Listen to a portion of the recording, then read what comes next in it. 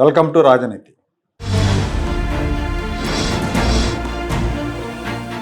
ఆంధ్రప్రదేశ్ రాజధాని అమరావతికి చట్టబద్ధత కల్పించే బిల్లు పార్లమెంట్లో ప్రవేశపెట్టిన సందర్భంలో తాడేపల్లిలో జగన్మోహన్ రెడ్డి గారు ప్రెస్ మీట్ పెట్టారు.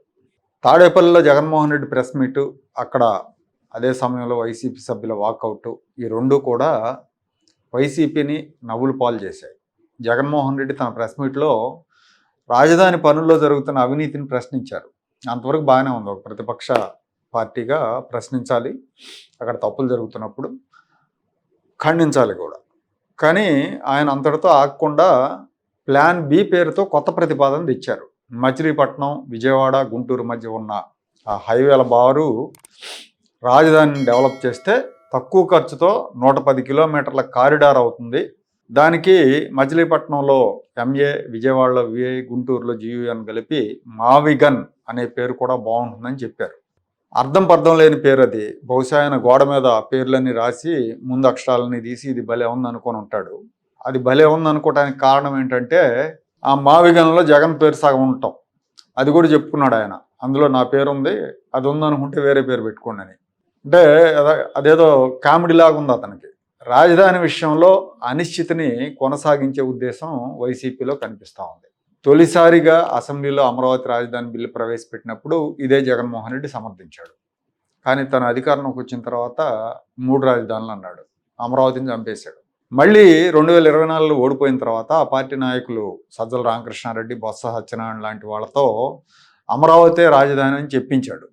చూడండి, అమరావతి, 3 రాజధానులు, మళ్ళీ అమరావతి, మళ్ళీ ఇప్పుడు మావిగన్ పేరుతో వచ్చాడు. 4వ ప్రతిపాదన అన్నమాట ఇది. హైదరాబాద్ని మించిన మహానగరాన్ని కడతాం. ఎలా కడతాం అన్నది మా బుర్రలో నుంచి వస్తున్న ఆలోచనలోంచి కడతాం. విజయవాడలో క్యాపిటల్ సిటీని పెట్టడం మనస్ఫూర్తిగా మేము ఆహ్వానిస్తున్నాం. With the location, what has at least 30,000 acres of land, we're saying that please ensure that it is right in the middle of the state. బహుశా ఆంధ్ర రాష్ట్రానికి 3 క్యాపిటల్ వస్తాయేమో. ఎగ్జిక్యూటివ్ క్యాపిటల్, లెజిస్లేచర్ క్యాపిటల్,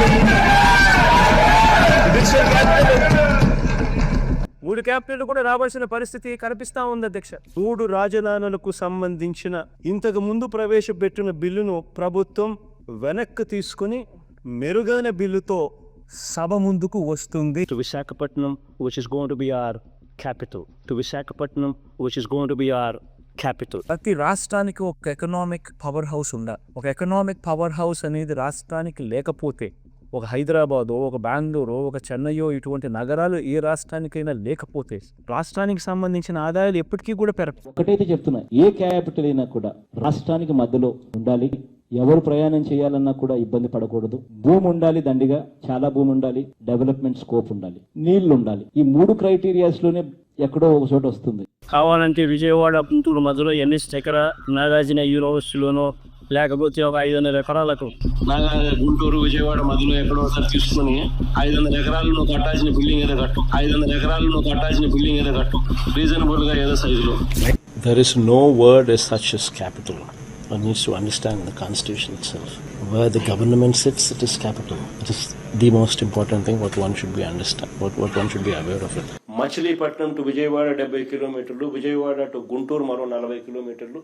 ఈ మొత్తం క్యాపిటల్ ఏరియా కింద declare చేయండి. మచిలీపట్నం నుంచి MA తీసుకోండి, విజయవాడ నుంచి విఐ తీసుకోండి, గుంటూరు నుంచి జియుఎన్ తీసుకోండి. మావి గన్ అని పేరు పెట్టండి. మచిలీపట్నం, విజయవాడ, గుంటూరు, మావి గన్. ఇదంతా కూడా ప్రజల్లో కన్ఫ్యూజ్ క్రియేట్ చేయటం, అలాగే ప్రజల్ని ప్రాంతాల వారీగా రెచ్చగొట్టే ప్రయత్నాలు చేయటం అనుకోవాలి. వైజాగ్ పేరుతో ఉత్తరాంధ్రాలను రెచ్చగొట్టడం, లేకపోతే కర్నూలు పేరుతో రాయలసీమలను రెచ్చగొట్టడం, ఇప్పుడు బాంద్రాలను రెచ్చగొడతాడు. రేపు పొద్దున మా జగన్మోహన్ రెడ్డి మా మచిలీపట్నాన్ని రాజధాని చేస్తా అన్న అంటూ పేరు నాని వస్తాడు మైకుల ముందుకి. అలాగే మా గుంటూరుని చేస్తా అన్నాడని అమ్మటి రాంబాబు వస్తాడు మైకుల ముందుకి.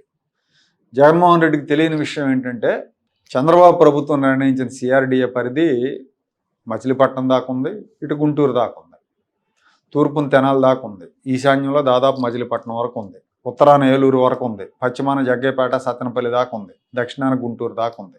అది మొత్తం సిఆర్డిఏ పరిధి. సిఆర్డిఏ పరిధి 8,000 చదరపు కిలోమీటర్ల పైన ఉంది. 3 వంతుల ఉమ్మడి కృష్ణా జిల్లా, సగం గుంటూరు జిల్లా రాజధాని పరిధిలో ఉంది. వన్స్ క్యాపిటల్ డెవలప్ అయిందంటే ఇవన్నీ కూడా రాజధాని పరిధిలోనే ఉంటాయి. మనకు హైదరాబాద్ నగరంలో పటాన్ చెరు నుంచి హయత్ నగర్ దాకా 60 కిలోమీటర్లు ఉంటుంది. అది మొత్తం నగరమే. హయత్ నగర్ ఏంటి, రామోజీ ఫిలిం సిటీ దాకా ఉంటుంది. అలాగే ఘట్కేసర్ నుంచి కోకాపేట దాకా 60 కిలోమీటర్ల పైనే ఉంటుంది. అసలు హెచ్ఎండిఏ విస్తీర్ణమే 7,250 చదరపు కిలోమీటర్లు ఉంది. అంటే ఇప్పుడు అమరావతి కూడా దాదాపు అంతకంటే ఎక్కువ విస్తీర్ణంలో ప్లాన్ చేశారు. హైదరాబాద్ శరవేగంగా విస్తరించింది 2000 సంవత్సరం తర్వాతే. 2000 సంవత్సరం ప్రారంభం నుంచి ఐటీ భూము, ఇండస్ట్రీస్ ఇవన్నీ వచ్చాకే విస్తరణ బాగా జరిగింది. అంటే గట్టిగా 25 ఏళ్లలో విపరీతంగా పెరిగిపోయింది. ఈ జగన్మోహన్ రెడ్డి లాంటి రాహువులు అడ్డం రాకుండా ఉంటే, చంద్రబాబు ప్లాన్ ప్రకారం కనుక ముందుకెళ్తే అమరావతి కూడా రాబోయే 25 ఏళ్లలో విస్తరిస్తుంది.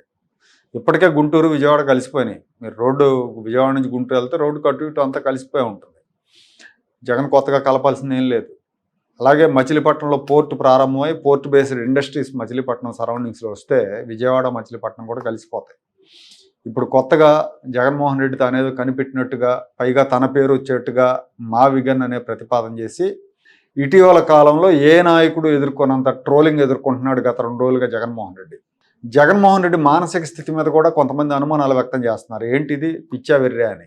ఈ జగన్మోహన్ రెడ్డికి అమరావతి ప్లేస్లో మావిగన్ రాజధాని చేయాలని ఉంటే తను అధికారంలో ఉన్నప్పుడు ఎందుకు చేయలేదని అడుగుతున్నారు. అప్పుడు 3 ముక్కలాట ఎందుకు ఆడాడు? అప్పుడే ఈ ప్రాంతంలో రోడ్డు పొడవునా ప్రభుత్వ కార్యాలయాలు నిర్మిస్తే సరిపోయేది కదా, గుంటూరు నుంచి విజయవాడ దాకా, విజయవాడ నుంచి బందర్ దాకా. అప్పుడు ఎందుకు చేయలేదు? ఇప్పుడు ఈ కొత్త ప్రతిపాదన ఏంటి, ఈ కన్ఫ్యూజన్ ఏంటి, ఇప్పుడు ఎందుకు తెచ్చాడు అంటే దానికి కారణం ఒకటే, అమరావతిని రాజధానిగా అంగీకరించడం జగన్మోహన్ రెడ్డికి ఇష్టం లేదు. జగన్మోహన్ రెడ్డి అమరావతి పట్ల బద్ధ వైరం పెంచుకున్నాడు. మరి దానికి కారణం ఏంటో తెలియదు. బహుశా నా అంచనా ఏంటంటే, ఆ నగరం నిర్మాణం జరిగితే, అమరావతి సక్సెస్ అయితే అమరావతి నగర నిర్మాతగా చంద్రబాబు నాయుడుకి పేరు వస్తుందన్న దుగ్ధ, అంతకుమించి వేరే కారణమే ఉండదు. మావిగన్ ప్రతిపాదన మీద వైసీపీ కార్యకర్తలు, వైసీపీ నాయకులు కూడా అసహనం వ్యక్తం చేస్తున్నారు. రాజధాని మీద ఇన్ని కుప్పగంతులు ఎందుకని తలపట్టుకుంటున్నారు. జగన్ ప్రతిసారి సెల్ఫ్ గోల్స్ చేస్తూ మమ్మల్ని డిఫెన్స్లో పడేస్తున్నాడని సోషల్ మీడియాలో వాపోతున్నారు, పోస్టులు పెడుతున్నారు. కూటమి కార్యకర్తలు అయితే జగన్మోహన్ రెడ్డిని చూసి నవ్వుకుంటున్నారు. ఇక ఈ బిల్లుని లోక్సభలో ప్రవేశపెట్టినప్పుడు వైసీపీ ఏం నిర్ణయం తీసుకోవాలో అర్థం కాక వాకౌట్ చేసింది. అమరావతి బిల్లుని ఈ రూపంలో వ్యతిరేకిస్తున్నామని ఆ పార్టీ నాయకుడు మిథున్ రెడ్డి చెప్పాడు.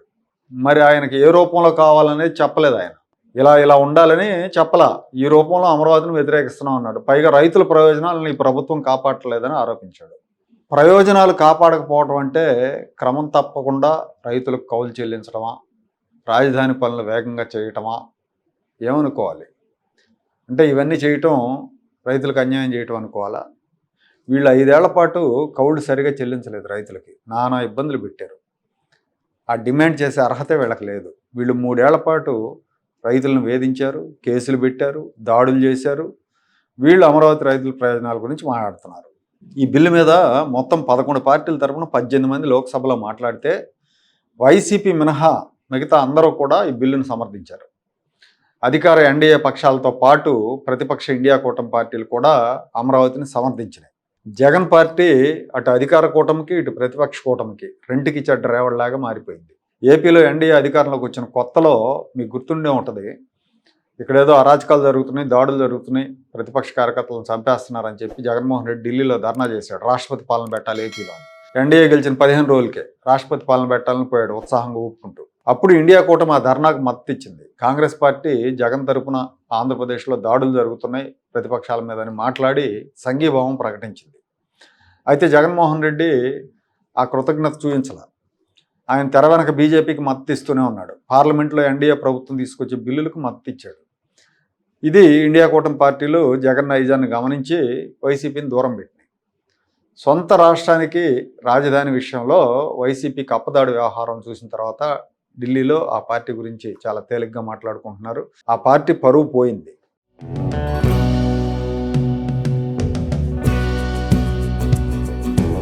Like, share and subscribe to Rajaniti channel.